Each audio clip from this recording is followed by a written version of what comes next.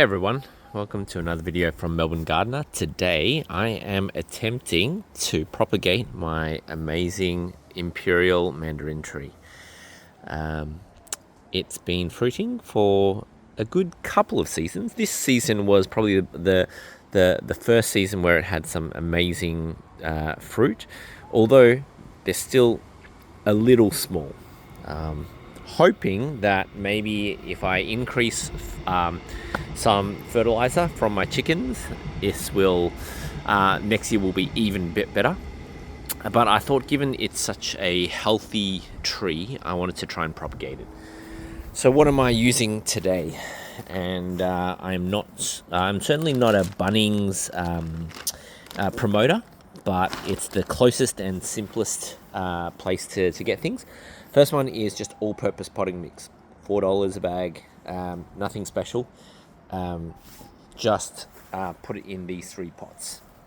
Second thing is I bought some Yates Clonex, and lastly I have cut some branches. I have stripped some of the bottom and I am dipping it in here.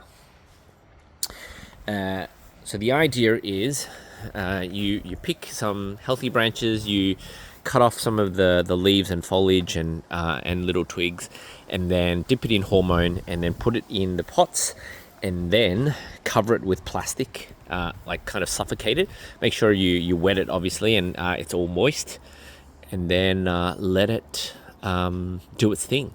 I think you have to wait kind of maybe 8 to 10 weeks. I'm not particularly sure, but as soon as you see new foliage coming out, you're in the green zone and you can slowly try and I guess cultivate it.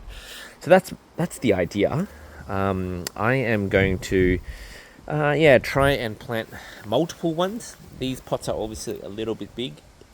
So the idea is that or perhaps I might even just actually use some smaller pots and then just continue to transplant and make it, put it into a bigger one. Maybe that's the right way to do it.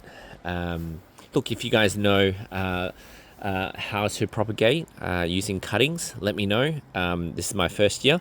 I'm going to make some mistakes, but hopefully you'll learn through those mistakes as well.